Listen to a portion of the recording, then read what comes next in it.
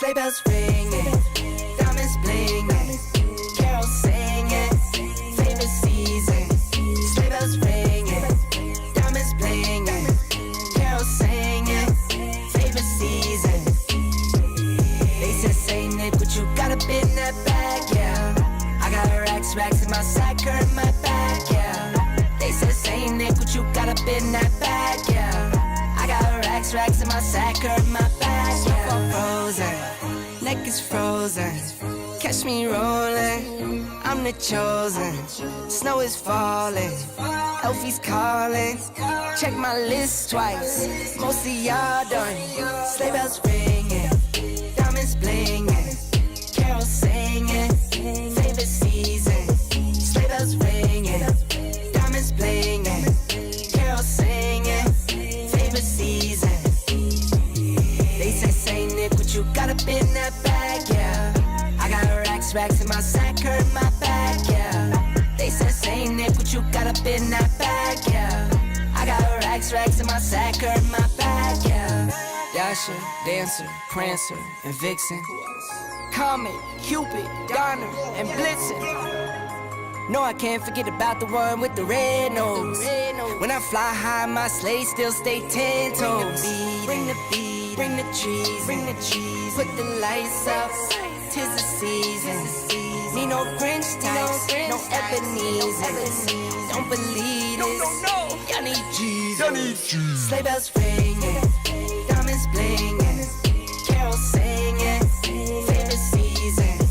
Sleigh bells ringing, diamonds blinging, carols singing, favorite season. They said, Saint Nick, what you got up in that bag, yeah. I got racks in my sack, her in my bag, yeah. They said, Saint Nick, what you got up in that bag, yeah. I got racks in my sack, her in my bag, yeah. They said, Saint Nick, what you got up in that bag, yeah. I got racks in my sack, her in my bag, yeah. They said, Saint Nick, what you got up in that bag. I got racks in my sack, her in my bag. Merry Christmas, everybody.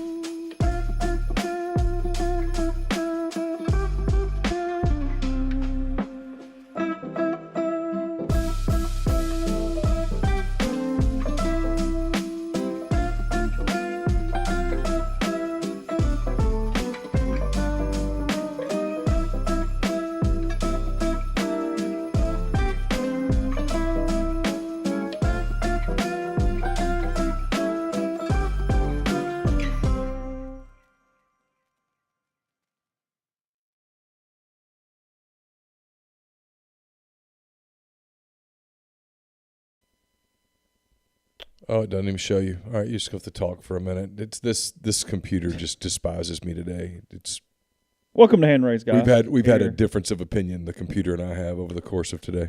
Little technical difficulty kicking off this Thursday night. I don't know exactly what it is, but apparently I'm not on the screen right now. Neal is working on that. But good evening. Good to see all you guys in the stream. Everybody we are talking to, getting ready to watch the bludgeoning that is the Cowboys in New Orleans tonight for Dallas and the Saints. The Saints are basically a why is it not showing me at all? What was it doing? I don't know. It was like frozen from earlier or something? I'm not really sure. I had to do a complete restart. Invisible is interesting. It is kind of like We've just kind of had a day. The camera angle has gotten moved. That's why this post is so prominent. We'll fix it at some point, but Yeah. that's the deal there. But anyway, I don't know. I'm almost afraid to hit the button right here. There's a button that I need to hit, okay. and I'm going to hit it and just see what happens. And if it just goes to hell, it goes to hell. You know, what do you do? Okay. All right, we'll see. What's it going to do? Make you disappear. Okay. Oh, you're moving. It's good. Okay, we're I good. mean, it's a magic act a little bit, but A little bit. nonetheless, Welcome into Hand Raise, guys. There you go. Brought to you by Comer Heating and Air, Southern Air Conditioning. audition is running. Yeah, audition Okay. is running. Comer Heating and Air, Southern Air Conditioning and Heating. It's the same great name. I mean, different name, same product, same services. The people at Comer, the people at Southern, they'll take great care of you. If you're in the Oxford or Tupelo area, it's Comer at 662-801-1777. If you are in Hernando, DeSoto, South Haven, Memphis, that area, 662-429-4429. They'll take great care of you. Call them no matter what. Your heating system's acting up. We're going through those weird phases where it's like today it was 70 degrees, and then we'll get cold here soon. If you haven't had your heating system checked at this point, you need to make sure you do. So go get that checked out at Comer. And Southern guests will join us on the Rafters Music and Food Hotline. Rafters Music and Food on the Square in Oxford. Great place to grab a burger, po' boy, appetizers, great beer selection, full bar, the whole deal at Rafters. Also Rafters New Albany. And we're in the Clark Ford Studios. Clark Ford's in Amory, Mississippi. 662-257-1900. Call that number. Ask for our buddy Corey Clark. Tell Corey what Ford product you're looking for. He'll send you a quote within 15 minutes in business hours. It's right to the bottom line. There's no hassle, no haggle. You get your quote, and the rest is up to you. You can shop that quote around. You can do what I've done, what I recommend that you do, and that's hop into a Clark Ford today.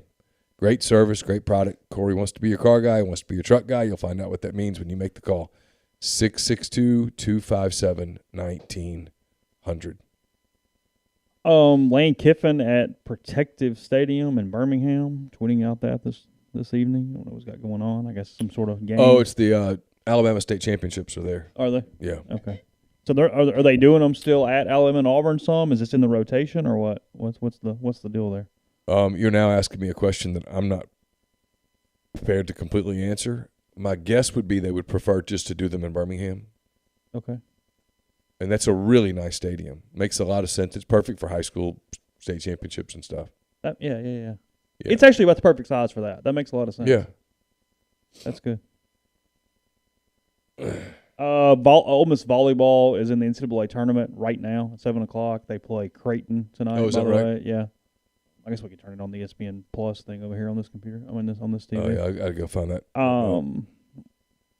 Thank you for the birthday wishes. It is actually my birthday today, so yes, that is correct. Rebel Blamer says only in Birmingham now, so they have stopped the Auburn and Alabama. Grinds his alma mater's back in the 6A title this week.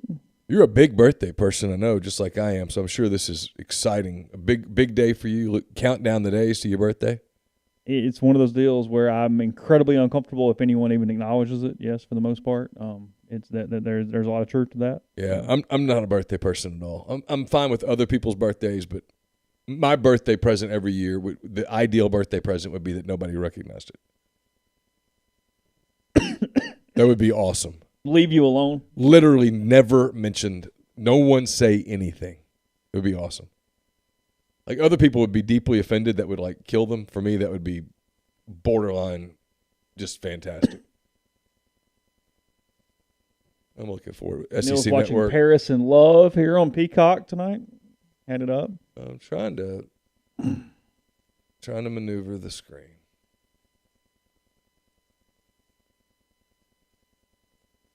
There we go. We had a big day. I know we were together just a little while ago. Yeah, not much today. Really at all. I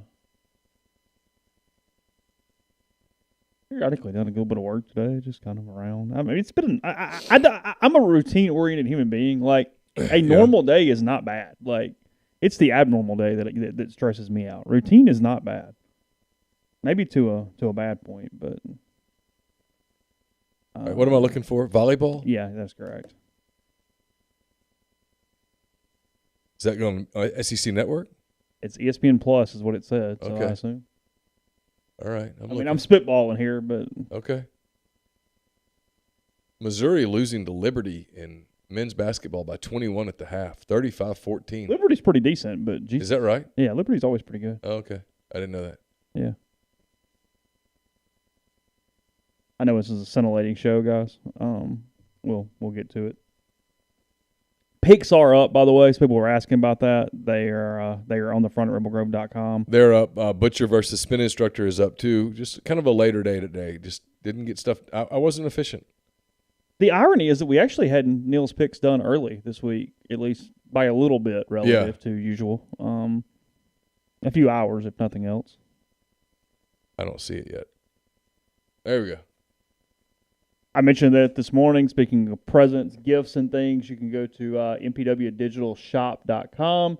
You can get some of our potato logo that is loved by some of you guys. You can do several different of our logos on items. Got hoodies, got long sleeve tees, men's and women's. Plenty of stuff there. Some really cool coffee mugs, actually. I ordered a couple just for the studio here today. So MPW Digital Shop the rest of today. So until 2 a.m. because it's Pacific time. Until 2 a.m. Central, you get 15% off the entire shop wide. That's holiday 15 is the code to do on that. Again, mpwdigitalshop.com on that. I did not realize Creighton was 30-3 on the season, so Ole Miss might have their hands full with the Blue Jays tonight. It appears so. In Omaha.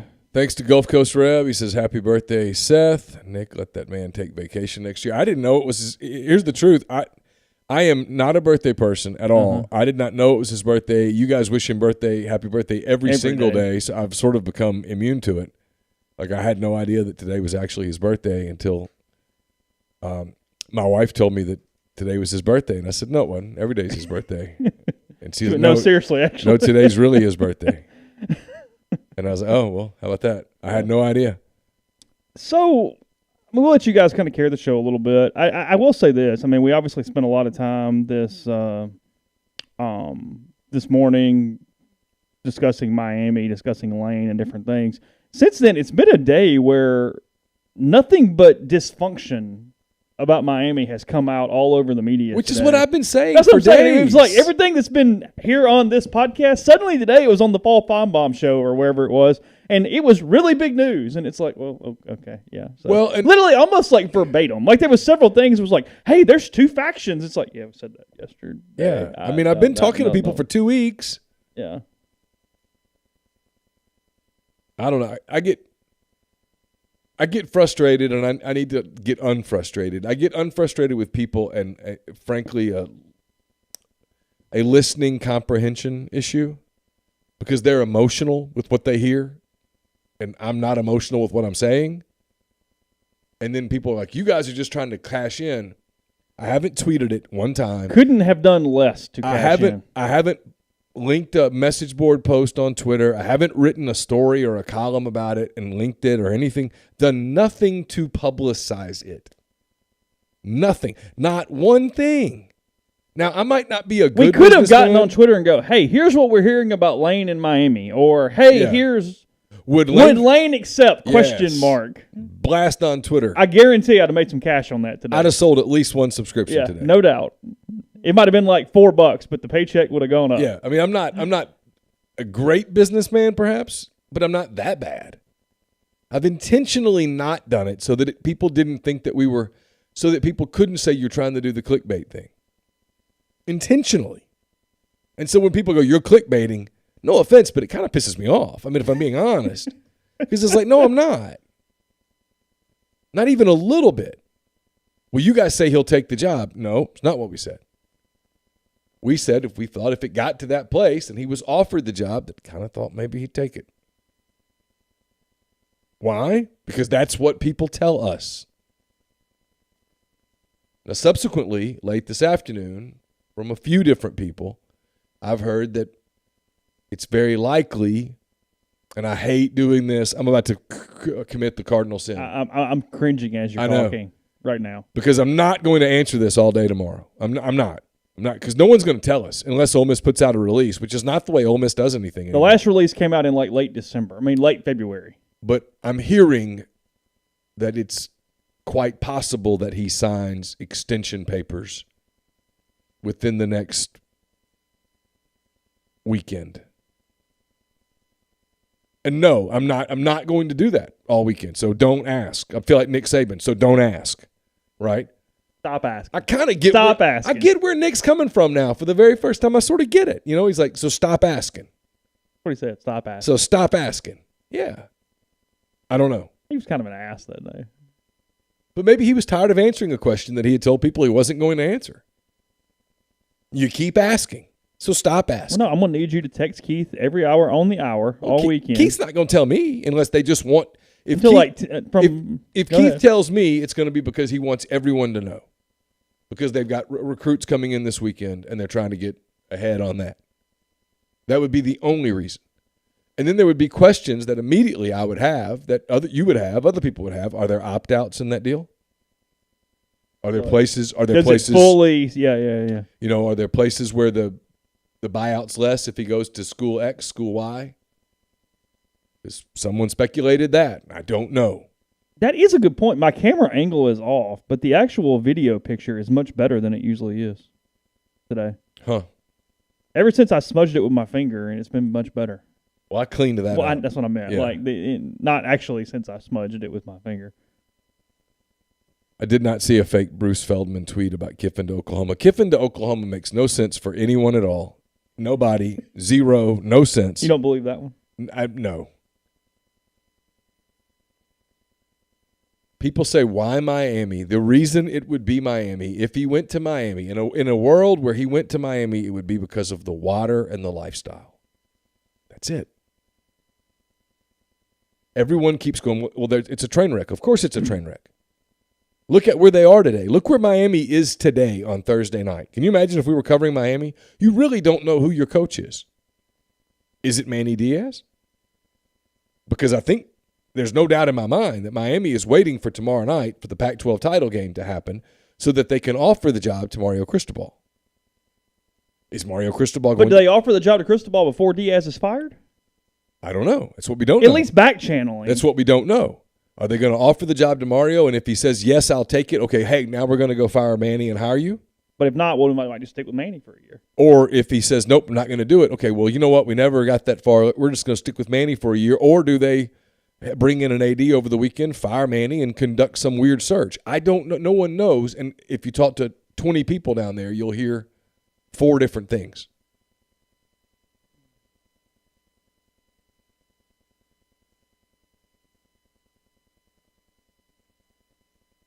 What show was McMurphy on today, or was that not a show? Was it an article? What did he do? I don't know. What did he supposedly say? Just how dysfunctional it was Yeah. in Miami. Some version of that. I don't know. Okay. And Ross said the same thing, right, Dellinger? I believe shit show was the word that Ross used. Yeah. Yeah. I believe that was the. That's good. That's good. Here, I'll find it.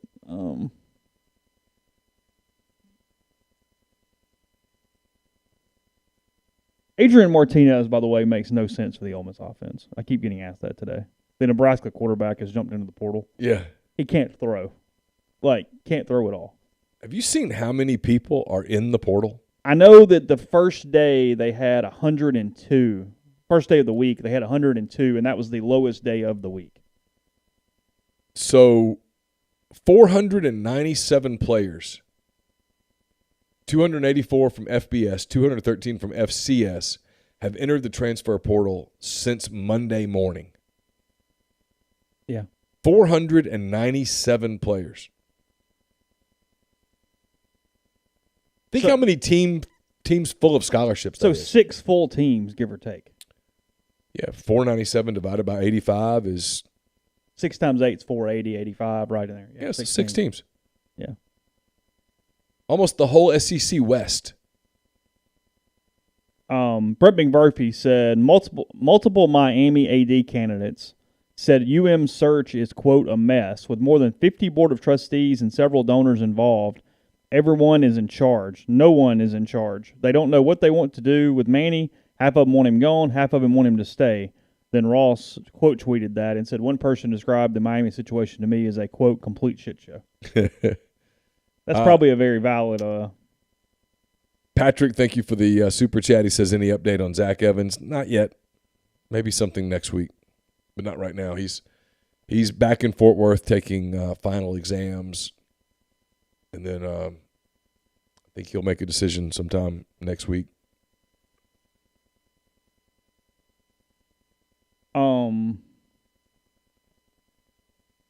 Rocco Mendenhall stepped down today, so Heard that. Virginia's open now as well. What was his deal? Something personal? I would assume because he did a pretty damn good job. They lost a few games they could have won. I actually thought he had a pretty good year for the most part. Also, because we needed this, the NCAA has added an extra bowl game. Oh, good. Now we have a 42nd bowl game. Oh, awesome. What's the name? We don't know yet. Where's it going to be? It's going to be in the Metroplex. Okay. Because that will allow all 84 bowl-eligible teams to play in a bowl. Oh, so we're just creating a game so that Liberty can go play in it? Well, I think they were already fine. There Okay. was going to be either a MAC or a Mountain West team left out. There were that would suck. 83. Can't have bowl season if that happens. There was that 6-6 MAC team. There is a. So yeah, let me get this right. There were 82 teams or 83 teams bowl eligible. There were 82 bowl spots. So they created this game to fix that. So that team will go, and then Hawaii, now at 6-7 on the season, Okay. is going to play in the Hawaii Bowl. So they're going to move a team out of the Hawaii Bowl to Fort Worth. So that Hawaii can just play in their own bowl game? They'll play in their own bowl game to just fill up a spot, essentially. And then the MAC team or whatever will go to Fort Worth and play. I got a little confused reading this. Memphis either is a team that is going to Hawaii to play Hawaii, or they got completely screwed and they were going to play their bowl in Hawaii and now they're playing their bowl in Fort Worth. Well, that sucks. I mean, that would really suck. Yeah. So, I'm not sure which one. I didn't really understand the way the story was written, but either Memphis is in Hawaii or they were going to be in Hawaii and now they're in Fort Worth, one or the other. So how does volleyball scoring work? Do you get a point no matter what, or do you have to be serving? You do not have to be serving. Okay. Yeah. That's only beach volleyball. Oh, okay. Yeah. It's play to 25, win by 2. 25. 25. Not 21. 25. Okay. Play to 25, win by 2. If it's in a fifth set, you play to 15, win by 2. Okay. How many volleyball matches have you covered in your career? College? Yeah. None. Really? Covered some high school volleyball, but I don't remember the rules. I've covered, give or take, 20 college volleyball matches. Really? Yeah. How about that? I have a decent enough idea of the sport. Yeah. Oh, there you go. What is the defensive specialist called? What is his name? In In volleyball? Yeah. The setter. The libero. Oh, that was my next guess. Yes. Uh-huh. No clue. What's the score? It's like 21-18 or 21-19 Creighton. Okay, so it's close. It's close. First back game. Is it first game? First set. First set of Yeah. the match.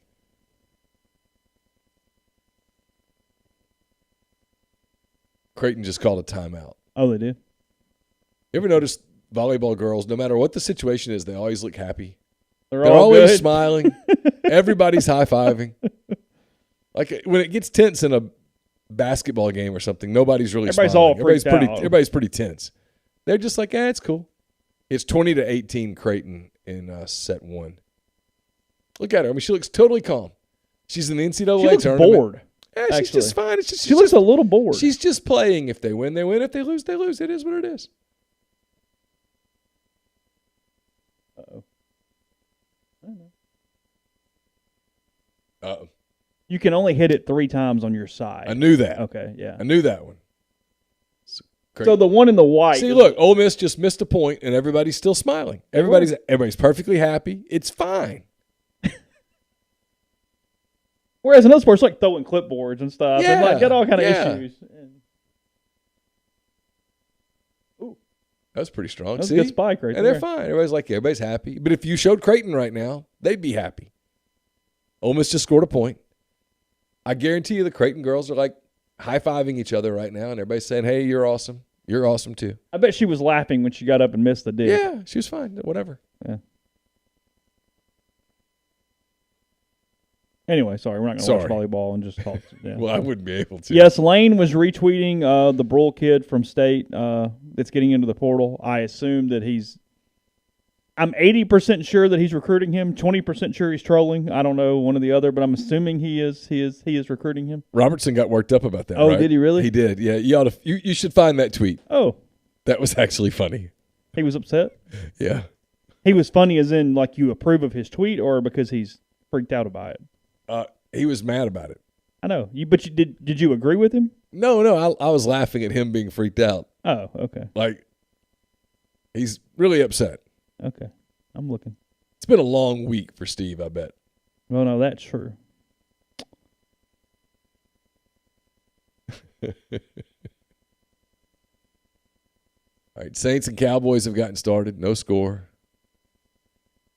Saints wearing the absolute fire all-white uniform. Cowboys wearing the white pant, navy top, typical silver helmet. Not my favorite Cowboys look. Steve went with toxic, period, rent-free with each letter lowercase and then capitalized. Right. Okay. Am I doing this right? ? So he is intimating that Lane is doing it strictly to stoke the rivalry. Yes. Is what he is intimating. That's what he's hoping, actually, I think. Yeah, because what happens is when everybody else makes fun and says, hey, you guys are insane, it hurts him. So he needs everybody to be insane. Yes. He needs to find every reason for everyone to be addicted to the rivalry. Yes. So like he hates that you and I aren't sitting here all worked up over the Egg Bowl. Yes. He would love it if we were. He would have much more positive feeling for us if we were. The Saints are not playing. The Saints like replacement team is playing. Looks like the Saints to me. No, it's like the replacement team. It's like Shane Falco. They got the fleur-de-lis and the whole deal. Yeah, it's like the practice squad. So you don't let your practice squad wear those uniforms. Those are nice. They are nice uniforms. They are really nice. If it was strictly by looks, they would win tonight. Oh, be a blowout. I would prefer if the Cowboys wore their typical pants with this. The gray? Yeah, the kind of that almost gray blue that they wear. Yeah. I don't really like the white pant with the. Yeah, the Saints are basically running the wing tee tonight with Taysom. Yeah, that's not going to get you much on 3rd and 10. It's going to be a long night. There probably aren't a lot of plays on 3rd and 10 in the Taysom Hill playbook. It's going to be a minute. Just saying. You want to go over picks before we go to calls, or what do you want to do? You get them up? You get them up? I can. That's what she said. Sure. It's not excuses. Everyone's hurt. I mean, look, I'm watching. It's fine, but I mean, yes, the Saints are awful. It's their worst team since 2005.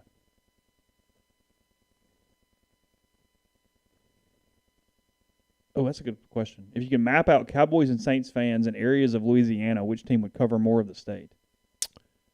Saints. Yeah, because you're getting all of South Louisiana. And not only that, you're getting northeast Louisiana. Northeast? Yes. Okay. Cowboy country doesn't start till around Ruston. Ruston West. Okay. Shreveport is Cowboys. Okay. So there is an area, but... Oh, for sure. Yeah, okay. Yeah. I mean, Shreveport to Dallas is 3 hours or less. The Saints would have to do a lot of trading and doing things to draft Corral. That was asking the thread. There's not a clear path. It would take a lot of finagling at that point. So picks are up. I had to fire an intern. Our tree got week. even more bare this week. It's awful. The tree. I mean, it's like in it's carnage. It's carnage is what it is. It's just it's devastating. It's like a post-apocalyptic like deal at this point. But I had a meeting with my interns, and they said you can't win, and I didn't take that well. So. Well, you're not mathematically eliminated. There are 87 bowl games. Yeah, and so when someone says you can't win, it's just you're giving up on me like that. Well, unless they're coming out of a coma, then they're. Well, that was my thing. I wrote about this. Rocky gave her another chance. I said, bye, see ya. So for the season,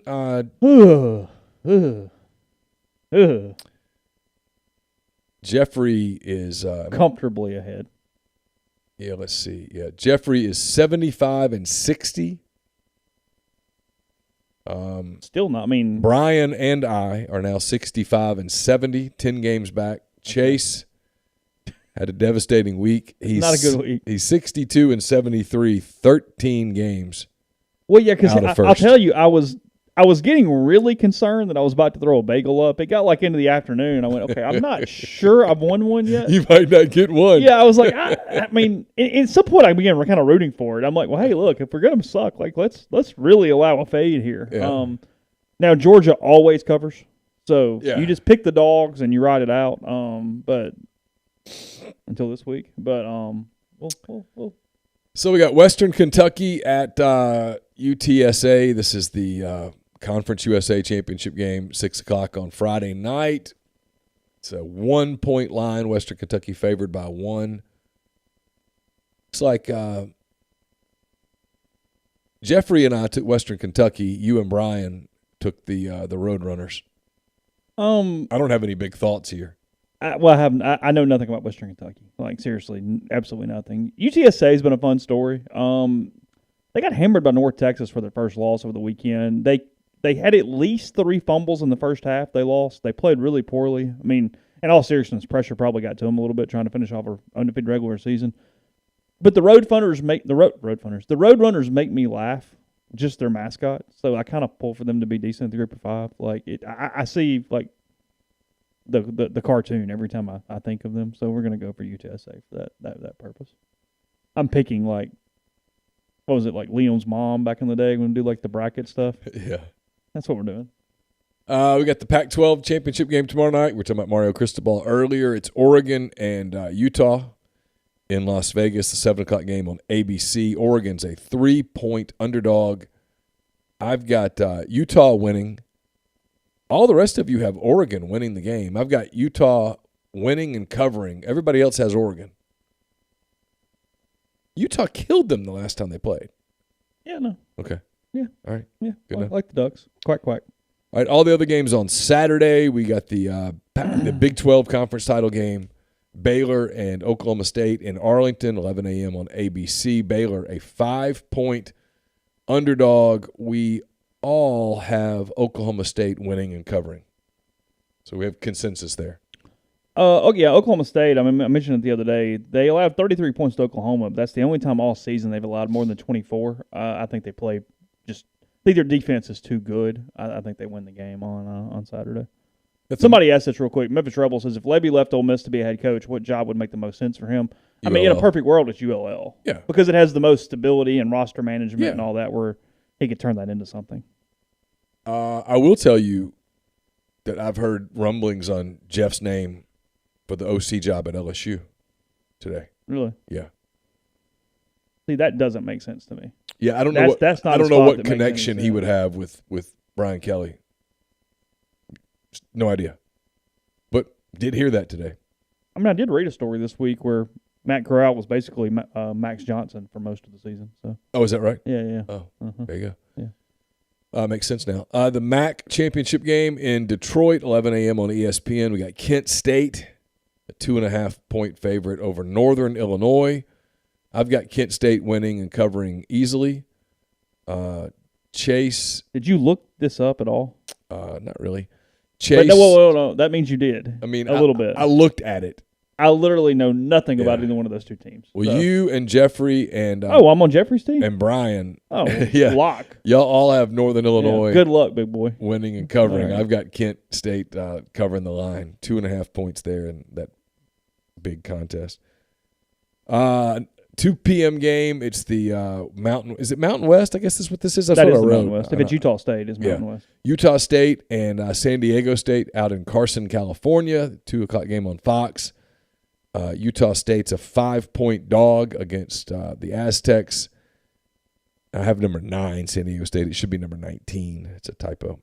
I've got San Diego State winning and covering. You've got Utah State winning. Mm-hmm. And then Jeffrey and Brian both have San Diego State winning and covering the line. So you're just being partial to your buddy John Hartwell. Well, I mean, we like Eric Winter too. San Diego State alum. We know people at both schools. That's true. Yeah, we have allegiances here. Yeah.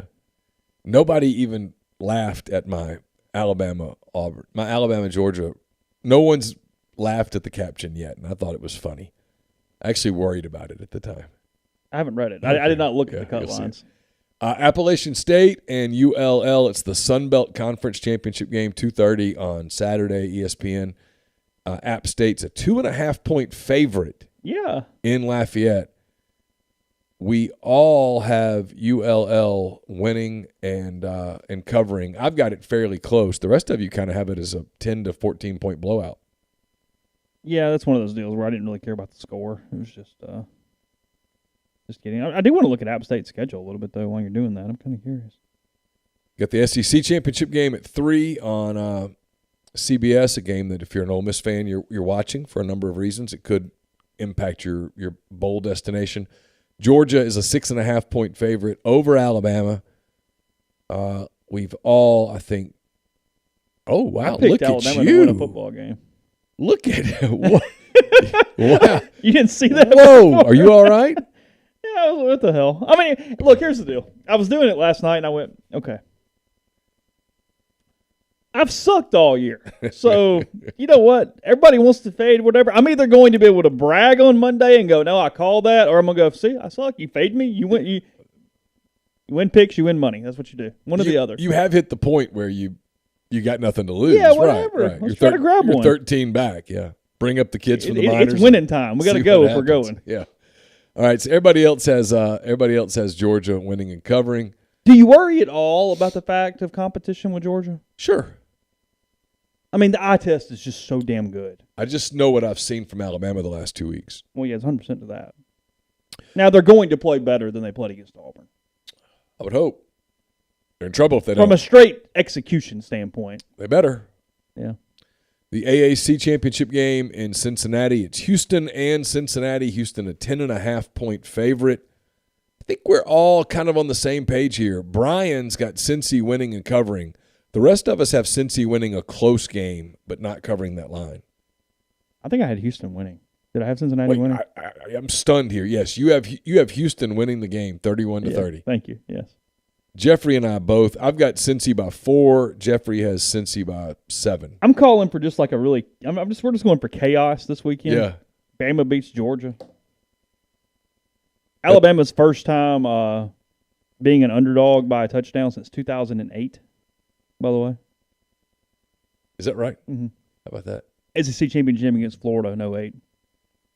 The last time they were an underdog in the state of Georgia, by the way, they won like 38-10. So. We got the Big 10 championship game. Michigan and God's team, the Iowa Hawkeyes, they get together at Lucas Oil Stadium in Indianapolis, 7 o'clock on Fox. Michigan's a 10.5-point favorite. We all have Michigan winning somewhere between 14 and 17 points. As much as I want Iowa to win the game, I just don't think Iowa offensively can score on Michigan's defense, and I think ultimately the game gets away. I wrote this. Iowa is kind of Michigan light. Like, they're just a little bit – they're a less talented version. Yeah. Both teams are going to try to bludgeon you, but Michigan has bigger ammunition to do it with. it's a tall task for Iowa. I do think that if you told me there was some crazy upset, I do think it's Alabama over Georgia, not Iowa over Michigan. All right. We got the ACC championship game. Another game probably has some impact with Ole Miss. It's Pitt and Wake Forest in Charlotte, 7 o'clock on ABC. Pittsburgh, a 3-point favorite chase over Wake Forest. I've got Pitt winning. Jeffrey has Pitt winning. Brian has Pitt winning. You're either going to completely fall out of this or you're going to make up some serious ground. It's either over or I'm ahead of you at the end of the week. Yeah. One or the other. The birthday boy has Wake beating Pittsburgh 45-38. I've actually watched a couple of those teams. I mean, Wake's pretty good offensively. They do some nice things. Dave Clawson's a better coach. Pickett's good. Pitt's fine. Pitt has not done anything to overly impress me this season. Like, I thought the day they played Tennessee, it was Tennessee kind of screwing it up as much as anything else. I thought that was kind of before Tennessee found some momentum and the ability to win in that game. And then the last game, which has no championships at all, I put it in just because it was a game. USC travels to Berkeley to play Cal. It's a 10 o'clock game on FS1. There's no way I'm awake for this football. No chance. USC is a 4-point underdog at Cal, and we all went with the Bears to win and cover. Sure. There you go. So that's Neal's picks. You're up to date. You now can go out and go to do whatever you want with that. Go to bet.brothrow.com/MPW and go make money. Fade us. Ride with Jeffrey. He's having a pretty good year. Listen to the Butcher versus Spin instructor. Greg Jones having a huge year. He's like 30 games over 500. Is he really? Yeah, it's almost unfair. App State is 10-2, by the way. So I mean, no slouch, and there are 2 losses. Now they've already played ULL and got beat 41-13. So the Cajuns beat them 41-13 earlier in the year in Lafayette. Popped them. And then they lost 25-23 against Miami on a game that you and I actually watched, and they should have won. They really screwed that up there at the end against the Hurricanes.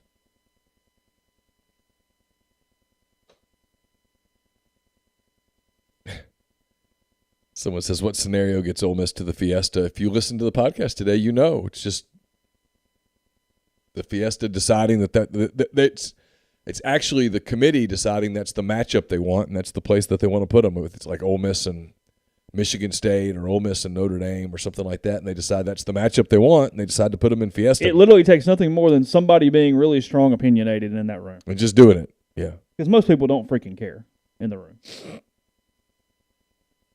No. Had Manny lost to App State, he'd be fired right now. Probably so. Probably true. Yeah. And he might be fired right now. You think, though, your gun to head is that Cristobal dictates whether Manny's fired or not. Yes. Casey Smith, thanks for the super chat. He says, forget records. How would you rank the top 4 based on who you think is best right now? Okay, do what? How would you rank the top 4 based on who you think is the best right now? Who would you put as your top 4 teams right now? I mean, Georgia 1. Yeah. Michigan 2. I think so. They deserve it.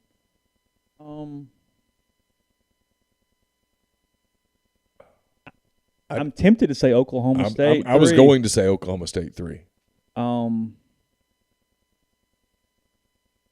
It's not Alabama.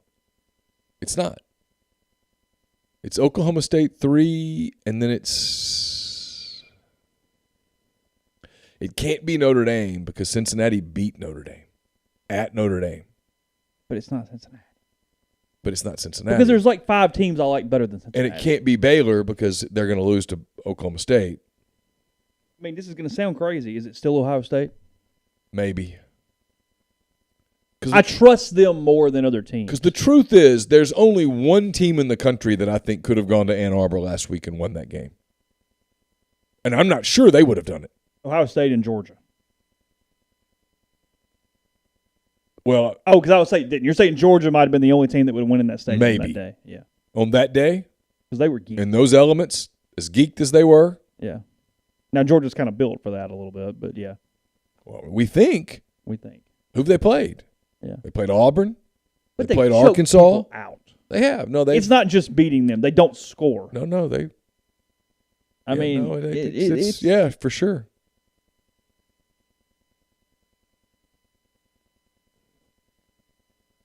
I mean, It's probably still Ohio State. I think that's my answer. I do. I think that's it. Creighton leads 1-0 in the match. It's 10-9 Creighton in game 2, set 2. Yeah, I'm not exactly a volleyball expert. They look a little better than Ole Miss so far, just from what little we've kind of scanned over here. Yeah, I can't begin to say. Someone's hurt. Yeah, someone is hurt. Is it Creighton? Looks like it's a girl from Creighton. Is it? Yep. Hope she's okay. All right, let's see. I'll open up phones. Had to reset that, so it's. I had to reset a lot today. Yeah, I had to reset a lot. Speaking of, there's a Mind on My Money brought to you by Pinnacle. That's up on where you listen to podcasts. We've got Tyler Siskey's show on our YouTube, his picks. He's had a good year. Yeah. Well, I mean, he knows football. Yeah.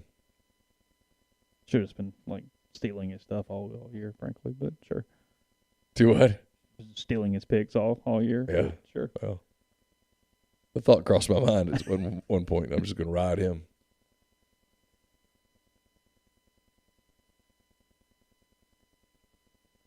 All right, I'm looking for the graphic. Hold on.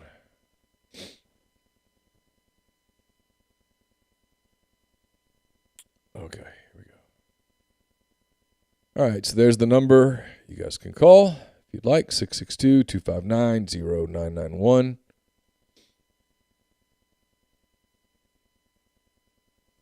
Hey, who do we have?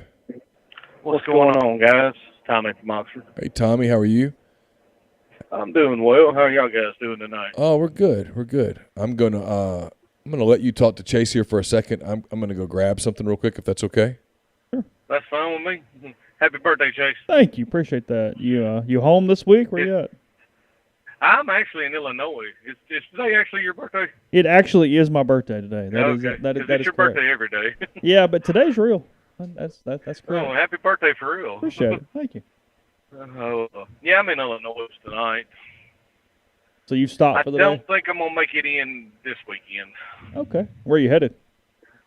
I'm going down here to East St. Louis, and I've got to go to South Carolina with that load. Gotcha.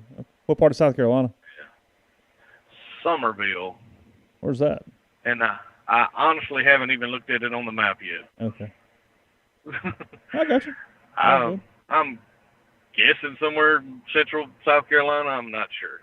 What bowl you wanting, Tommy? I would love to have Notre Dame in the Fiesta Bowl. That appears to be the thought. Yeah, I mean, it's kind of what I was thinking too. I mean, if you get to perfect world do this thing, I think Notre Dame and the Fiesta makes the most sense in the world for Ole Miss. It's the high profile game. It's tons of ratings. It's fun. It's something different. I think that's one of those deals too. I mean, I feel like it just from a straight all the way around. Notre Dame and the Fiesta is the number one choice. Sugar against some Big 12 team is number 2, and then. Or let me put it this way, just Ole Miss Notre Dame. I mean, like as Gary Stokan said, it's possible that Ole Miss and Notre Dame would play in the Peach Bowl even. There's no guarantee. It's all at large. But it just doesn't make sense to me, given the size of those fan bases, that they make Pitt or Wake Forest go all the way out to Phoenix. Right. And I think, and if is PlayStation still doing the Fiesta Bowl? I don't know. Is that who it is now? I know because last year all the guys got PlayStation 5s. Well, that's a pretty good gift then. Yeah, that's what some of them were complaining about. Like, oh man, you telling me the Fiesta Bowl got PlayStation 5? So yeah, that would be awesome. If Ole Miss did take care of business in the bowl game pretty good, what do you think their highest they would finish in the season ranking? Oh, the rankings.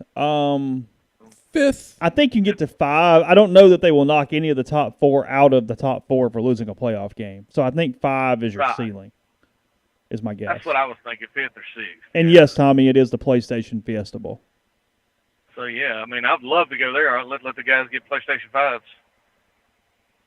They might get PlayStation 5s at the other games too, though.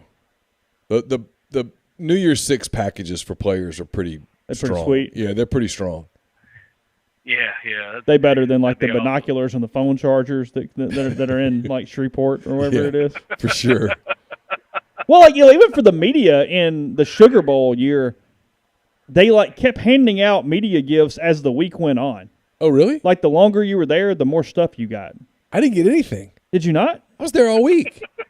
You didn't go to the right places then. Because seriously, like the first day we got there, the backpacks were day one. I'm still using it. I have it beside me. And then, like 2 or 3 days later, it was like tons of other stuff. Like and then what? like a couple days later, Like what'd you get?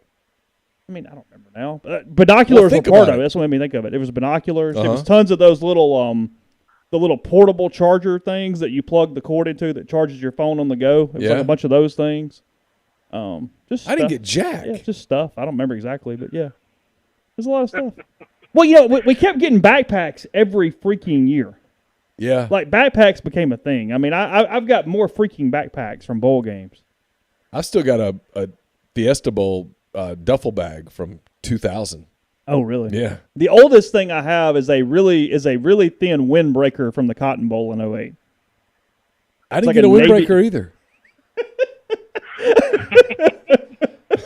Neal's got some grievances. I didn't get anything.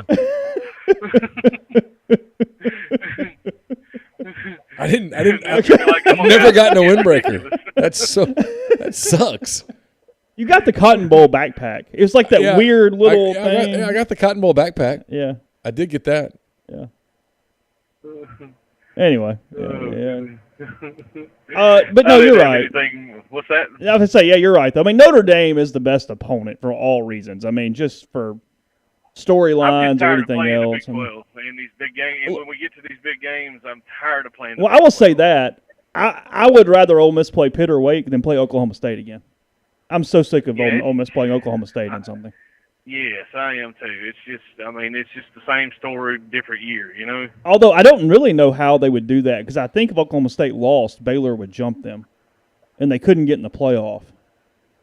So Oklahoma State's either in the playoff, I think, or they would not be the highest-ranked Big 12 team, and it would be Baylor. Oh, okay. So then Baylor would go to the Sugar Bowl, and Oklahoma State would do whatever I think you're else. right. You know, if Oklahoma State wins, I didn't really think about this. If Oklahoma State wins, they could jump all the way to 3, and then Cincinnati could still sit at 4, in your opinion?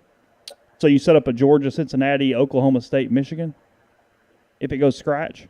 Yeah, I think so. Is that what we're doing? I think so. Okay, fair enough. Yeah, I think the way it lines up, I mean, Notre Dame are like Michigan State or Ohio State or somebody like that. If we played them, it just, it would be something for Ole Miss to gain. I mean, with like Wake Forest or Pitt, I mean, that just seemed to me would just seem like a flat game. I mean, Ole Miss could, I don't know, lose some credibility by losing that game, but not really gain anything by winning that game. And then Oklahoma State or Baylor, I mean, like I said, just same story, different year with that, Do you put any importance? You get to play one of those national powers like that, Notre Dame, Ohio State, somebody like that. I mean, it just, that just, if you win that game, it just takes your program to another level. Somebody asked this. Yes, Ole Miss was supposed to play Baylor, I think, last year. It was 2020. Oh, yeah, that was the game that got was the canceled. opener, wasn't it? Yeah, that's right. In That's Houston. right. That's right. Yeah. So, anyway. Okay. Well, Thank have a God good night that now. didn't happen. Think of the lives that were saved. I mean, sorry. All right, Tommy, thanks for the call. All right, y'all have a good night. more important, to win the bowl game or to win 11 games in a season? 11 games in a season. Yeah. Yeah. Hey, who do we have? Hey, it's Corey from Amory. First time, long time. My device is down. What's up, Corey? You headed to Hattiesburg to cheer on the Panthers? I am not. Okay. But I am going to cheer on the Panthers, but I will Okay. not be in Hattiesburg. I will not. No, All right. not. All right. Got cars to sell, baby. Yeah, I hear you. What's going on? Nothing. What are y'all doing? We're watching volleyball. We're watching Saints-Cowboys. I mean, we're living the dream, Corey. We got a lot going on. I don't even know. What is the football score? No score. Okay. No score. Okay. Late first. Okay. Well, good. Taysom's doing his thing, I guess. That's doing his thing. No score. That's right. That's right. 100%. I got a text today that said, so is Lane going to the Dolphins? And before I immediately just discounted it, I got on I'm a loyal Rebel Grove subscriber. And I didn't see anything on the first page from Neal or you that said breaking Lane Kiffin Dolphins talk or anything like that. Is there anything? I don't even know if the Dolphins are hiring. Was that a bad game of telephone where they were confusing Miami Hurricanes? That's Miami correct. Dolphins? Yes, that's correct. Someone was badly confused. I wouldn't think the Dolphins are making a move, and if the Dolphins did make a move, I don't think Lane Kiffin would be their guy. Well, just kind of, I just brushed it off and text back and said, man, I don't know. If they can get that kind of money, go for it. That's just kind of what I said. I didn't, but I don't know, man. It's silly season right now. All right, along those lines, I'm going to ask you and Chase at the same time. Chase does not know this is coming. Okay. If someone told you that Dabo Swinney was a legitimate candidate at Oklahoma, would you buy or sell? Would you even think about buying? That's a no for me, dog. I think he's done what he's done where he's at and couldn't do it anywhere else. That's just me spitball. I don't know that works anywhere else. I think he only leaves for Alabama if he ever leaves and goes somewhere. And I don't think he leaves for Alabama right after Saban leaves. I think he would leave for Alabama. I think he'd be the guy behind the guy. I don't know that anybody. They talk about Lincoln. I mean, not wanting that smoke. I don't want that smoke behind Saban. I don't want to be the guy behind Saban. I don't think anybody does.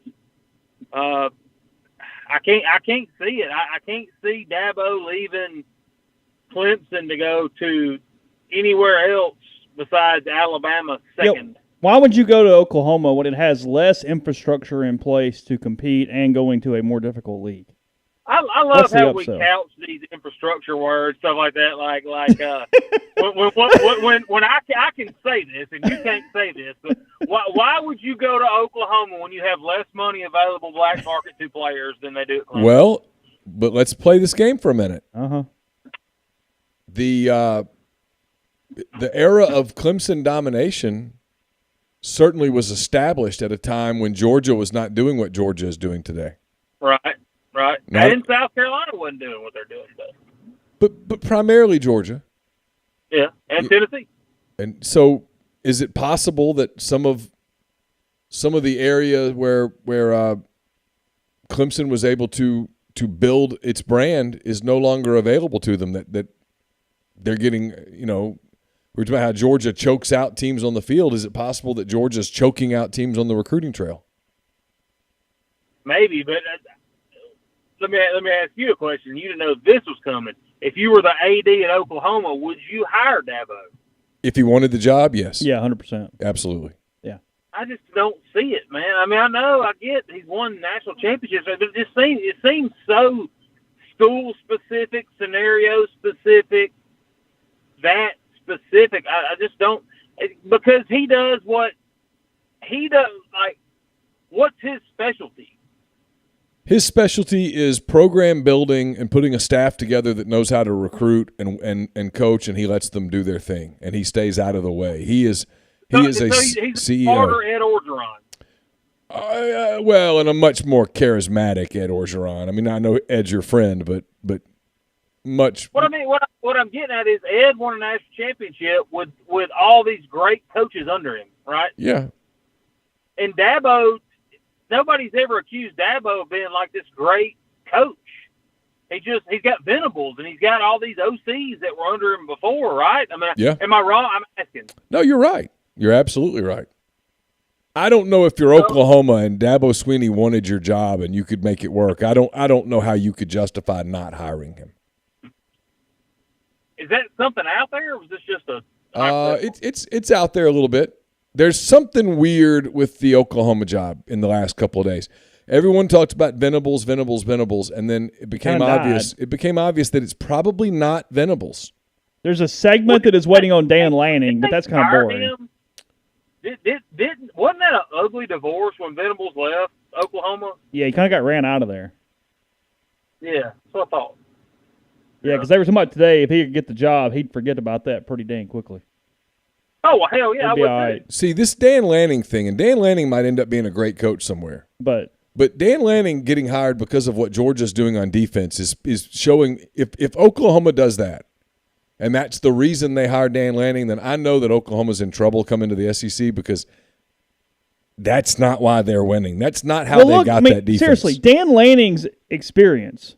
Okay. Georgia outside linebackers coach, Memphis inside linebackers coach, Alabama GA, Sam Houston State defensive backs coach, Arizona State recruiting coordinator, Arizona State GA, Pittsburgh GA. Where'd he play? Where's he from? That's it. William Jewell. Where the hell's that? Now, you're talking to the same guy who at one time wanted Pete Golden to be the head coach, and the shine's off that nickel too. Liberty, Missouri. Oh, well. Okay. I don't know. But I can't remember what show I was listening to earlier today. It was on the MPW digital network of 27 shows we got going, and y'all are killing it. But so, I think it was on Rippy's show, and whoever was with him, I can't remember who was. But he was like, "We don't know how this is going to go. We all thought that this was a joke, and it ended up being great. We all thought that this was a home run, and it ended up being awful. Like, we don't know how it's going to go." No, of course not. Of course not. I mean, everybody thought, Sam Pittman would be a disaster, and it's been anything but. Everybody thought that Heupel at Tennessee probably wouldn't work, and it appears to work. Ed Orgeron won a national championship. I know he got fired, but he was the head coach of a football team that won a national championship. Yeah, and everybody says Jimbo Fisher this, Jimbo Fisher that, and they just went 8-4 and lost 4 SEC West games. That's the one that I sit around at coffee and go, "You think you've got it bad? You're paying a guy, is it $10 million a year? Yeah. Ish. Yeah, ish. To lose to the Mississippi schools, Arkansas, and the worst LSU team in a decade this year." Yeah. It's in the DNA over there, Corey. It just is. They just can't get it done. I hate to admit that I've never been over there. I have never gone to a game. And the more y'all talk, the more I'm never going to go to a game. They should win. There's just something. And until they prove me wrong, I'm sticking by it. There's just something about that place. They can't get out of their own way. Crazy. Some bad juju or something. Somebody asked me one time, or somebody told me one time, said, "So Texas A&M's coming, and you know what that is, don't you?" And I said, "No." He's like, "It's like Mississippi State folks with good credit." Yeah. All right. Take care. Yeah, you too, buddy. Bye.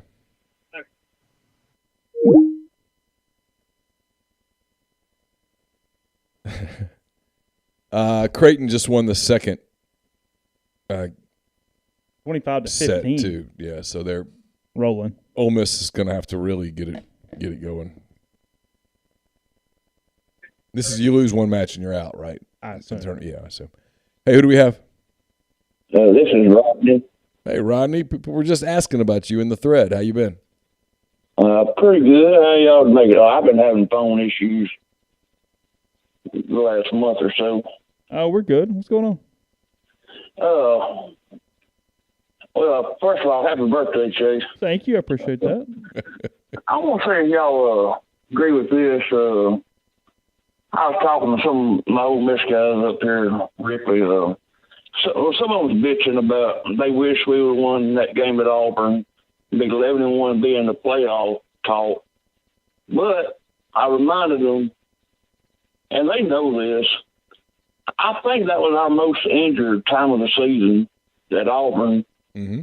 Once we had 2 balls in the air, one against Arkansas and then one at Tennessee, that we could have lost both those games. That is correct.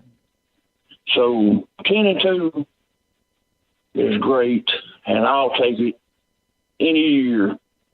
What do y'all think? I know y'all don't. Oh, I think 10-2 is probably one ahead of the Pythagorean if you Oh yeah, did that. If If you did straight stats without scores, I would say 9-3 probably a little closer than 10-2. I think they got away with one game. Yeah.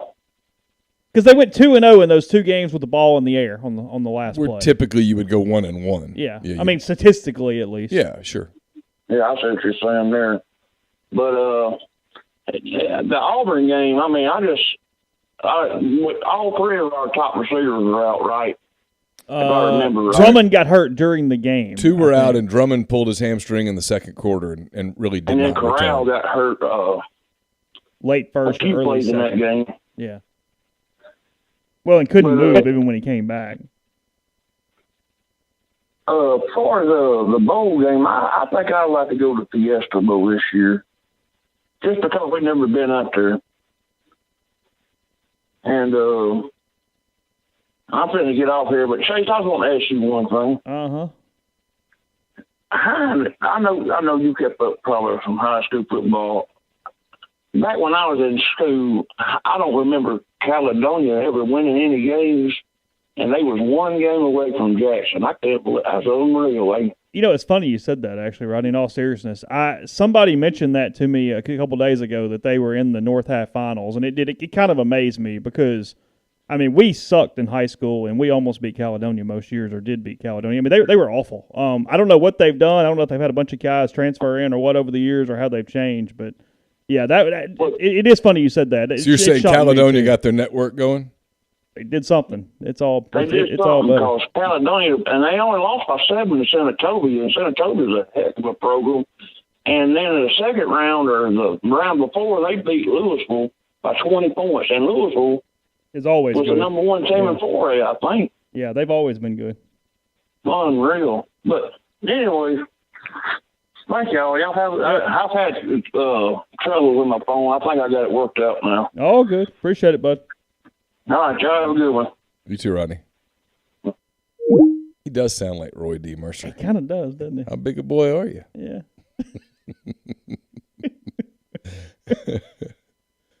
Yeah, I'm sure Phoenix is pretty nice this time of year, Barry. Oh, yeah, for sure. Yeah. Yeah, this would be a fun time to go to Phoenix.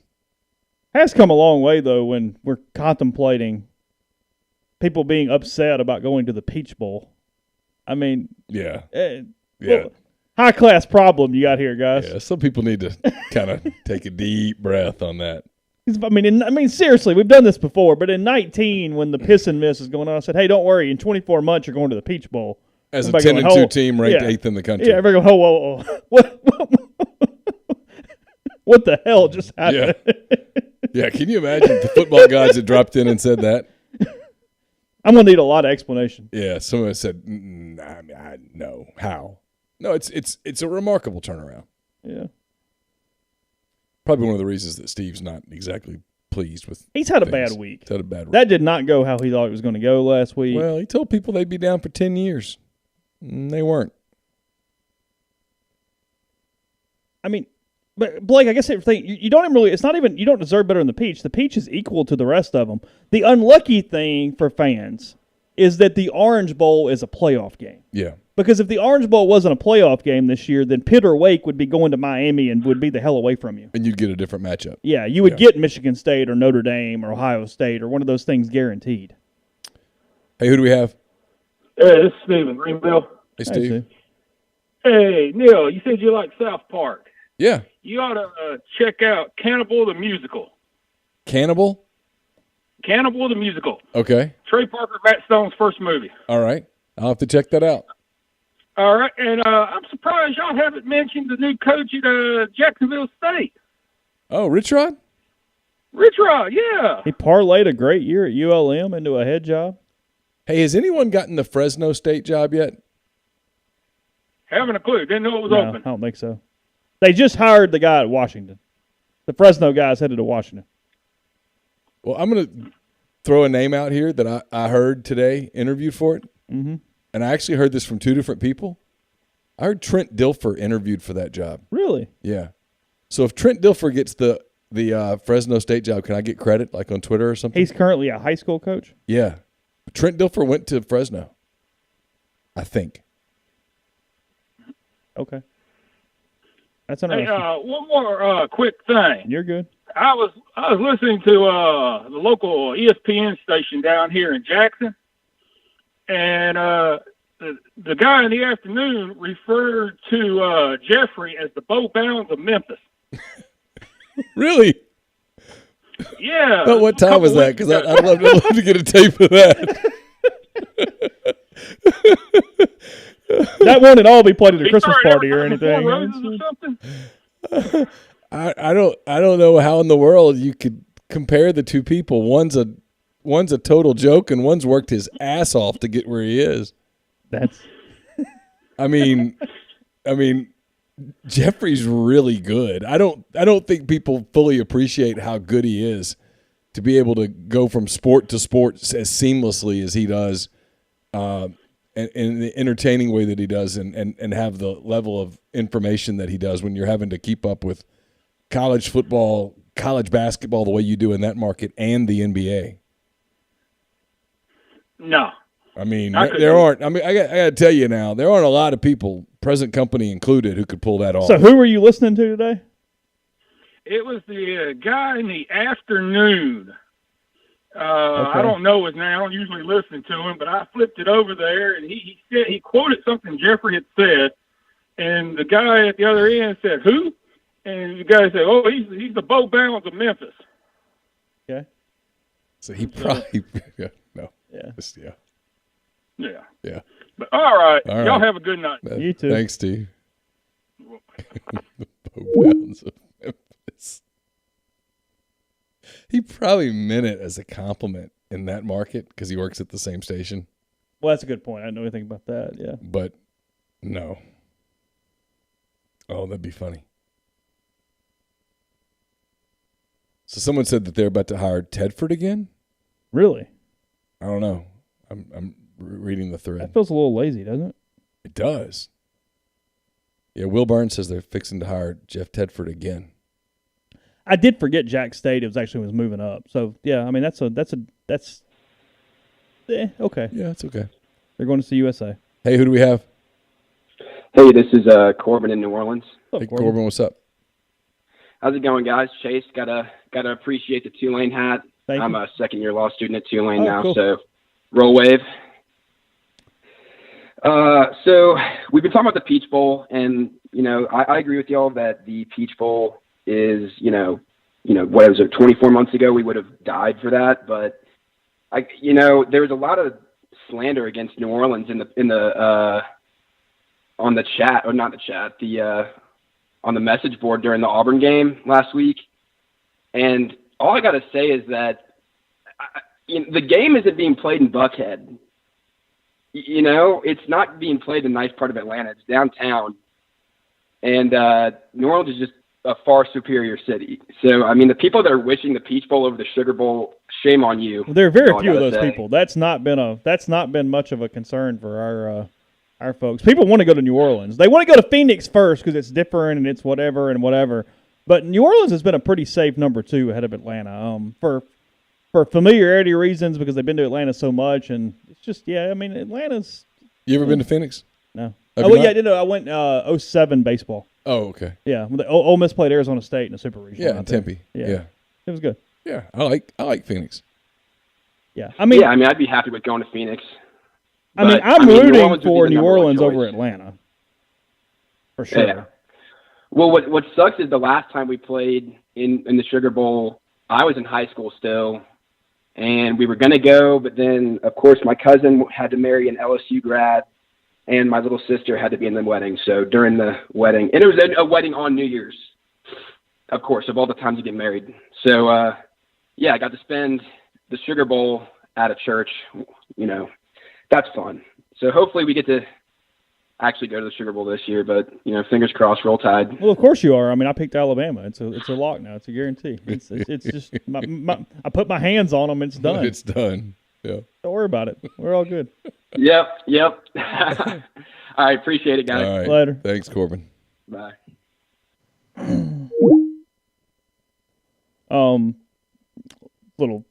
Interesting tidbit here. I've seen this in a press release. Ashley Orcus, the Ole Miss goalkeeper, Ole Miss's first team All-American in soccer. Is that right? Yeah, so she's named the top goalkeeper in the country. Oh, congratulations to her. Yeah.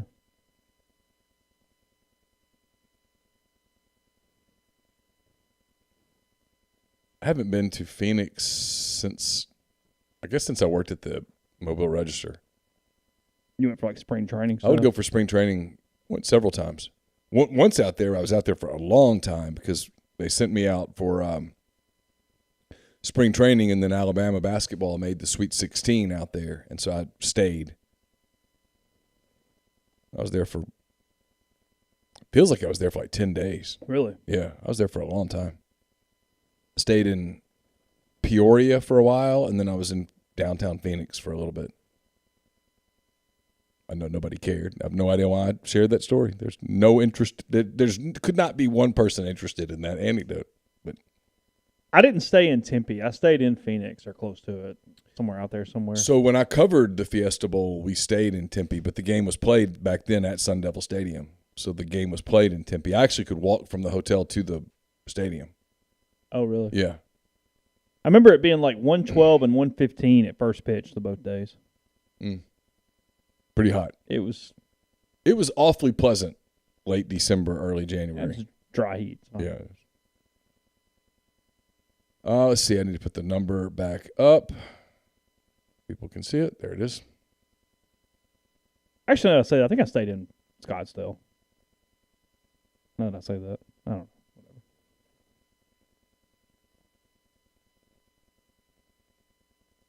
We talked about doing the Grand Canyon trip when we were there, but we didn't do it.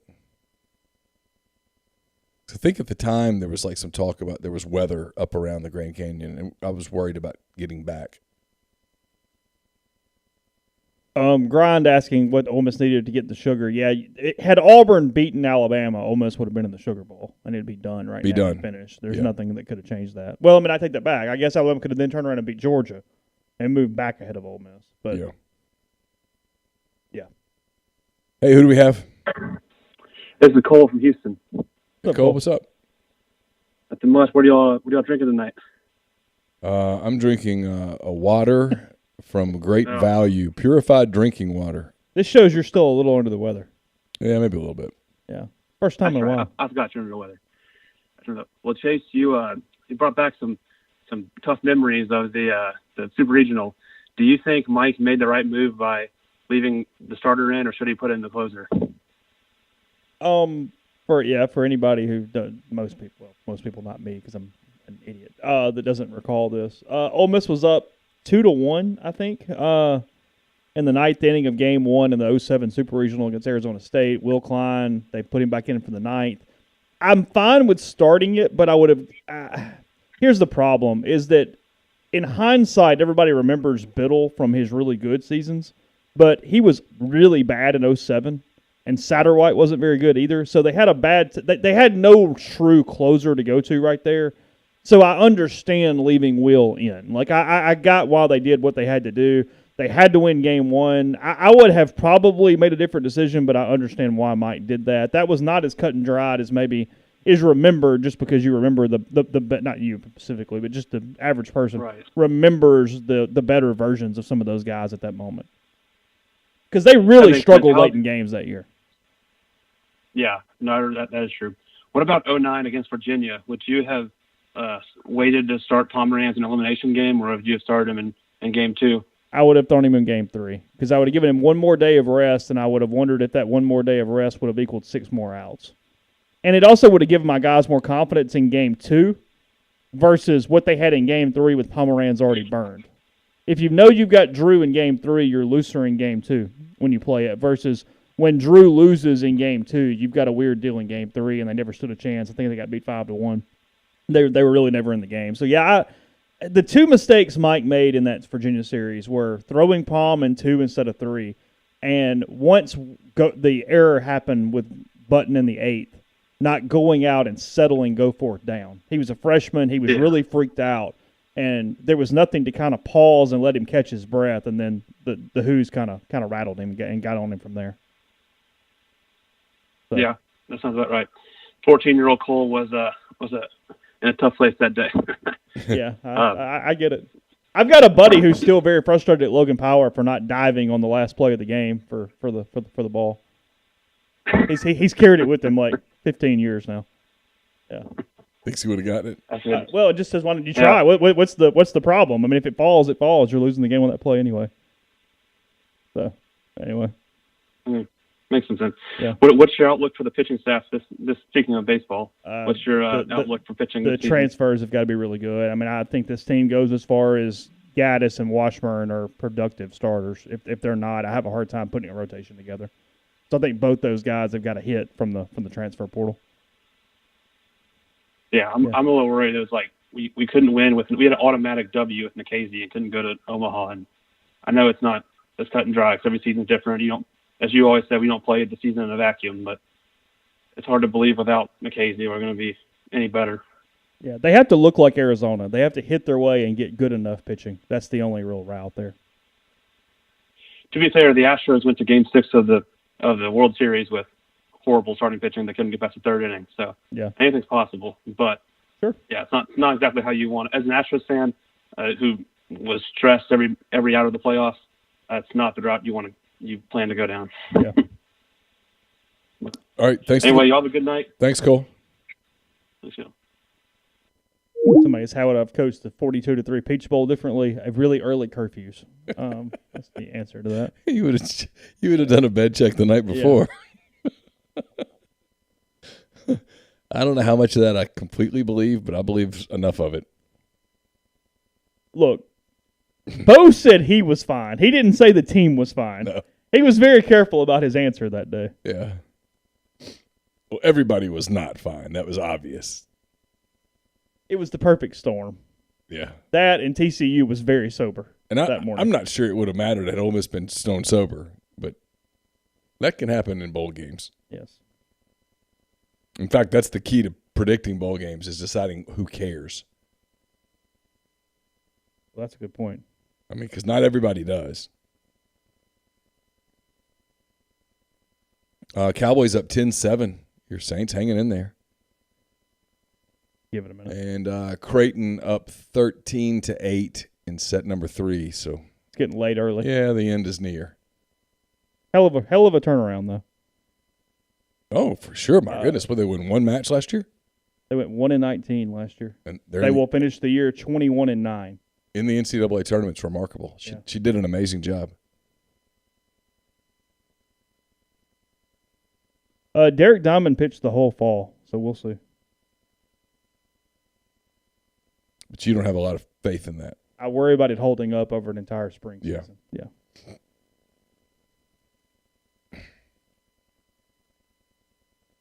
Phone line's open, 662-259-0991.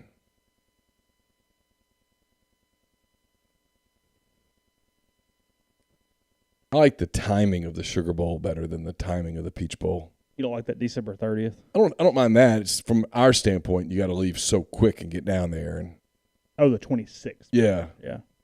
And then, but what you don't know is Ole Miss is so closed up. Although the bowls kind of determine the coverage. Yeah.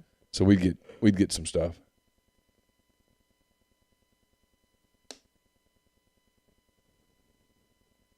By the way, basketball, Ole Miss and Memphis, 11 o'clock on Saturday morning at the Pavilion. ESPN2 is your TV for that game. Yeah, I'll have some coverage up tomorrow at rebelgrove.com. There's a press conference today. We talked to Kermit Davis, talked to Austin Crowley, Matthew Morrell. Again, as we mentioned on the show this morning, Memphis coming off a loss to Georgia, and they have blown 2 games in a row where they were 11.5-point favorites prior to tip, including a home loss against Iowa State that was not particularly close. No, Iowa State's good. Yeah. But Georgia's not a top SEC team, and maybe the worst SEC team. That was not a inspiring game. It was not a well coached game by the Memphis Tigers. I'm just being honest. Speaking of Memphis radio, that probably did not go well today. Ooh, can you imagine?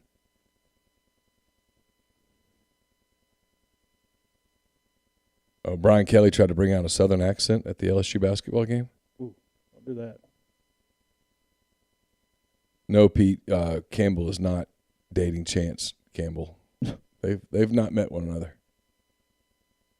I haven't talked to Chance since the Egg Bowl. I need to reach out to him. I figured I'd leave him alone this week.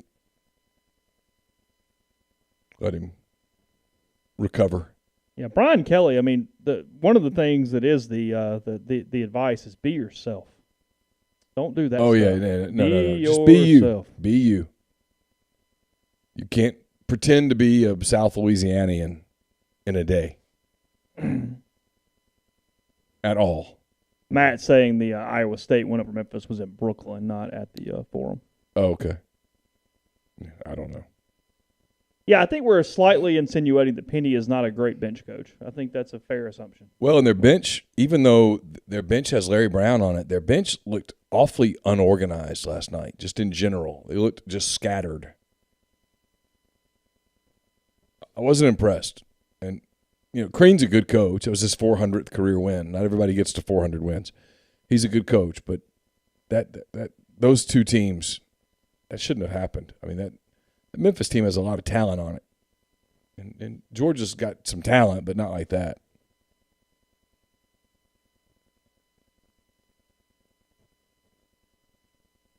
Oh, they're reviewing whether she touched the ball or something? I thought she hit it. Okay. Didn't you?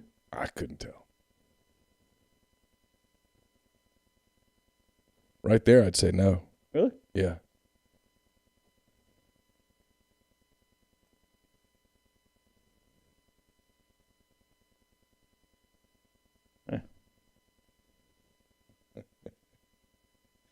Oh, shoot. What? A picture someone sent me. Hey, who do we have? Yo, it's Grind. What's up, Grind? How are you? Doing good, man. Can y'all hear me? Yeah. Yeah, I hear you good. Okay.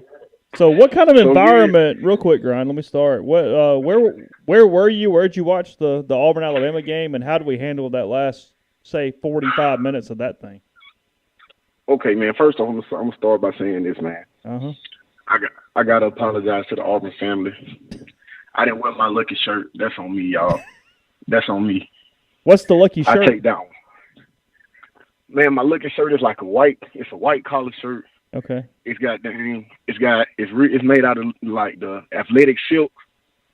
Okay. But it's got gray and orange stripes, and it's got the old school Auburn logo with the orange A and the eagle flying out of it. Yeah. And so that's the shirt I wore down to LSU. And I ain't wear it again, to another big game because I was like, nah, man. Well, I wore it the day we played Arkansas, but I ain't go to the Arkansas game. And then day of the Iron Bowl, man, I was like, man, I ain't finna wear this damn shirt for their ass to, mess up the luck. Like, we finna get blown out. So, I ain't even, like, man, this is my whole thing. I went down to the game, sat in my section. I was like, you know what, while I'm down there in Auburn, I was like, you know what, man, I'm finna go ahead and get drunk. Because I expect the worst, but if I'm drunk, I'll be in there hoping for the best. I'll be, a little life to the section. And so, We lose him? Yeah.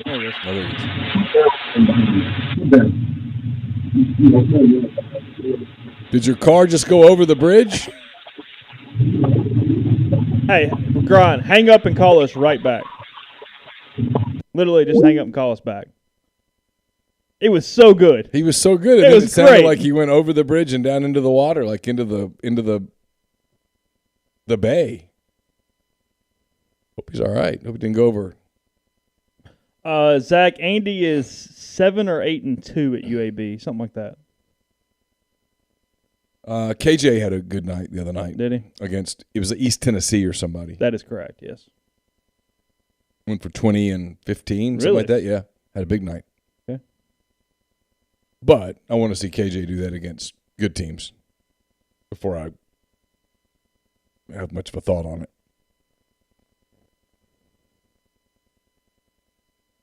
I don't hear back from Grind. I'm going to be a little concerned. I know. It didn't. You wonder if like John says, the girl with the mayo attacked him, sent him over the bridge. Well, that sounded like he went underwater for a minute. There he is. He's back. Whew. Grind? Yo, did I lose y'all, man? Yeah, we were worried The about you for phone a went minute. seriously, like you went off in the ocean. We were concerned that maybe the Mayo girl had attacked you and knocked you over the bridge, and that you were somewhere sinking to the bottom of the bay right now.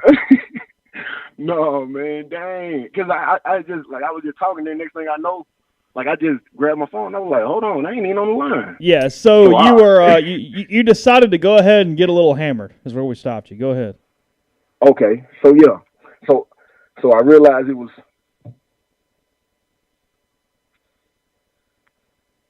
I realized it was two Bammers, sitting about 2-3 rows up from me.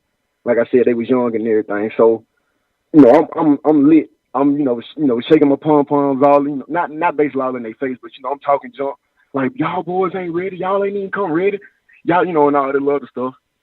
Like, for instance, in the game, Alabama ran to our sideline. They ran to our sideline one time. Dude got walloped. I turned back to the boy. I said, boy, y'all better find y'all something safe to do, boy. This ain't it. We was up 10-0. And, I said, I grabbed my little pom-pom. I was like, y'all don't play on this sideline. Y'all play on that sideline. And everything like that. And so, man, I honestly, man, like, I had a good time. Like, I was so drunk that I had to honestly, like, not say rewatch the game, but I had to rethink about everything, later on, because I realized, well, he should have went for 2 after the first overtime. That's where he messed up. Dude, Absolutely. Coaching scared. Absolutely. Because it's the new analytical thing to do, period, because it makes no sense. If you don't do that, you just got to get it later any damn way. And then 2, Finley couldn't walk 2 yards to win the game. It was fireable. You have a chance to win the game with Bryce Young standing on the other sideline. It's like I said this morning on the Butcher versus Spin Instructors. I'll be quick. Football coaches always all of them love to talk about, hey, we're not, you can't obsess with results. We're process, right? You hear coaches talk about that all the time. Process, we have to trust the process. Okay. Sam Pittman, when Arkansas played here, Arkansas scored on the last play of the game, got within 1 point. He could have kicked an extra point. He knew who the better quarterback was that day. He knew who the hotter offense was that day. So Sam Pittman, he knew who the better team was. Yeah, so he trusted his process and said, we have one play. We're going to run a play. This is our play. We're going to run a play with Matt Corral on the sideline, and if we win, we win. And if we don't, we trusted the process. And it didn't work, but his process was right. My problem with Harsin is that if you go for 2 there and you don't get it, so be it. So be it. Yep. But you go for 2 there, and then what really bugged me was an overtime later, Auburn runs a 2-point play. And that's the play you should have ran. And it's awesome. And it's like, so why didn't you run that a few minutes ago? Yeah, that's exactly what I had said. But see, this is okay. Look, do y'all think that game helped or hurt him in the eyes of Auburn fans? I think it overall hurt him. I think Alabama almost gets weird, like, lack of credit for playing poorly, and then Harsin's decisions late actually hurt him. I think him not winning the game once it was on his foot hindered his whatever more than helped him. Agreed. Yeah, I think it's a negative. I think that was a bigger negative than if it had just gotten beat 34-9. And that's the weird thing. It's not. That's the weird thing. It's not. That game actually, like, boosted fans a little bit, boosted him in the eyes of, like, the average fan. Like, in me, like, people got on to me because somebody had made a post. It was like, it was like a picture of Harsin and a picture of Saban.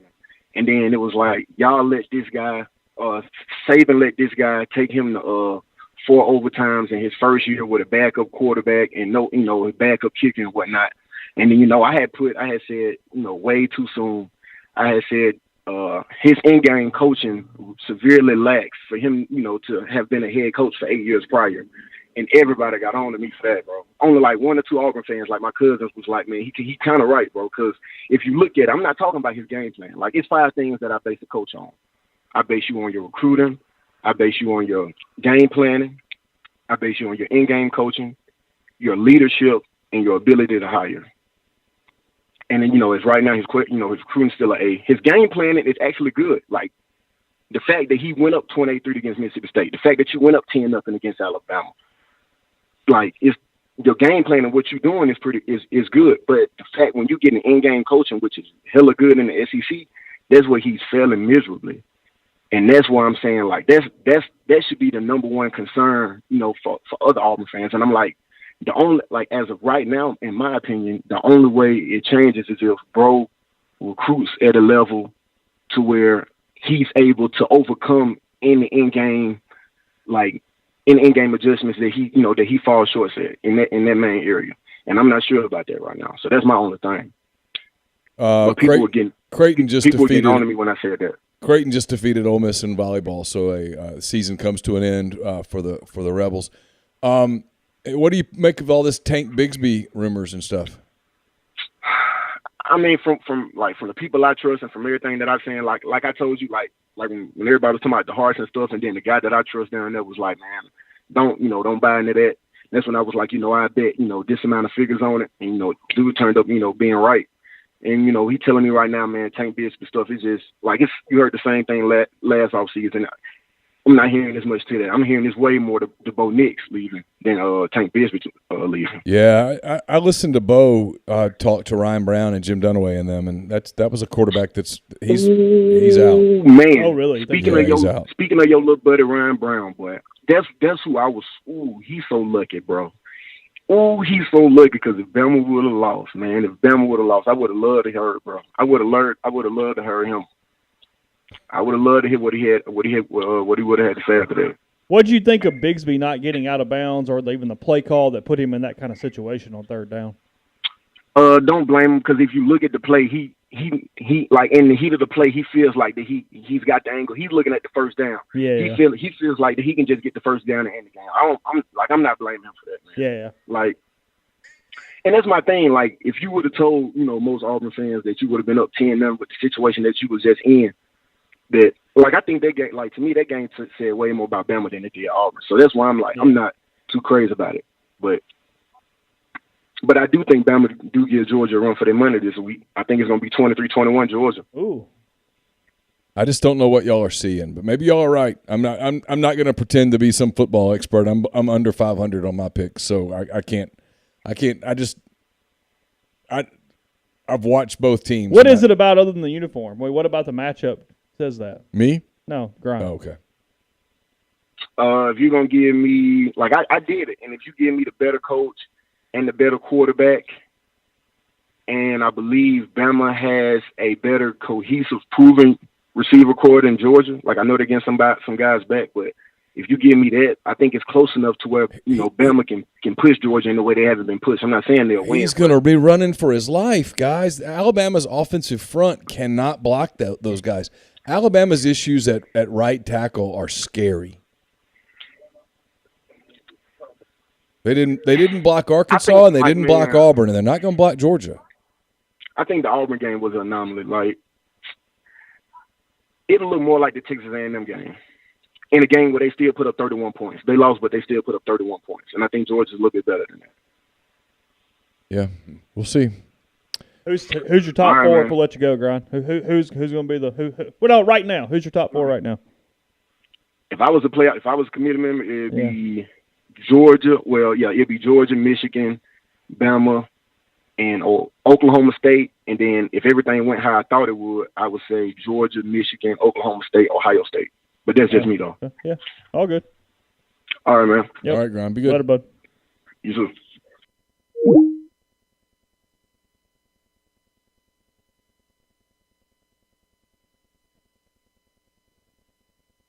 Look at the Saints. Look at you. Okay. You excited? Oh, yeah. Replacement Saints getting at it. What is the Saints' record? 5-6. Oh, okay. I'll get to 500, go on a run. You play in those uniforms, you're going to play well. They're worth at least 4 points. That's true. Yeah, is Peyton not there tonight? I haven't seen Sean Payton one time on television. Yeah, I don't know. I don't know. And if he had like COVID test or something.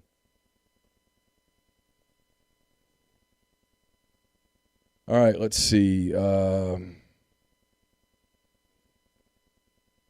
We get to the end of the week, we run out of stuff. We're kind of there. We hit kind of everything this morning. We went through more topics this morning than I anticipated. Yeah, well, we dove into the whole Kiffin thing. Kiffin, by the way, in Birmingham, I've seen a picture of him. Yeah. Sitting in the stands. He was. In Birmingham, completely by himself. There's no one anywhere. Rose. On his phone, just hanging out. Hanging out. He's there. Yeah, he's who's in the game? Who's he seeing? They have a running back, right? The kid from Oh, is that who they're looking for? Yeah, Running back. Yeah. Yeah, he's committed. Yeah. Okay. All good. All right. Appreciate everyone being with us. Feels weird. Judkins, yeah. Feels weird not to be saying like, "Hey, we'll talk to you Saturday," but probably won't talk to you Saturday. We'll put this up in podcast form tomorrow for the Oxford Exxon podcast. I'll have coverage of Ole Miss and Memphis. Real quick before you do that, Yeah. Congratulations to this guy, Troy, finalizing a deal to make John Sumrall their new head coach just now. Oh, is that right? Yeah, John Sumrall just got the Troy job. Oh, that's awesome. Congratulations, John. I know you're not listening, but Yeah. maybe you'll hear about it. Good dude. Yeah, really good nice guy. That's exciting. He's a guy to keep an eye on down the road. I won't be surprised at all if he does really, really well at Troy. That's cool. a good get. Yeah. He was there with Neal Brown, right? Yeah, that's correct. Yeah. Yeah. Oh, well, that's cool. I'm happy for him and his family. And I know some people here got mad about the whole Jacquez Jones thing and tampering. Everybody tampers. Everybody's tampering. And if Jacquez picked up the phone and called first, it's not tampering. Well, that's true. And so, yeah. JMR with the super chat. He says, Neal, Chase, the Miami job that we're all concerned with. Are we sure that it's the U, or is it possible that the Dolphins opens? And if it opens, could be the job that is of concern. Listen, if Lane Kiffin's a candidate for the Dolphins, color me shocked. That is fair. I mean, if that's the case, kudos to him. Color me shocked. I've not heard that from one person at all. And I don't know enough about the Dolphins to know whether the Dolphins are firing a coach. That doesn't pass the test. As Corey said, I think that's just a bad game of telephone. That's what that feels like. Oh, Ole Miss plays Troy next year. That's right. So we'll see John Sumrall come to Oxford. All right, we'll post that. A little recruiting information. I'll put it in Rebel Grove in a minute. Oh, okay. Yeah. All right, so we'll have recruiting for you over the weekend. I'll have basketball on Saturday as well. Ole Miss has some official visitors coming in. I think that's about it. So enjoy your weekend, and if anything breaks, we're obviously on it. If there's any reason to have some sort of an emergency podcast, we will. At this point, I don't think there will. We're watching the extension rumors and all that stuff. I promise, if we hear it, we will post it immediately. So if we haven't posted it, because we haven't heard it. Is that fair? Yeah. Okay.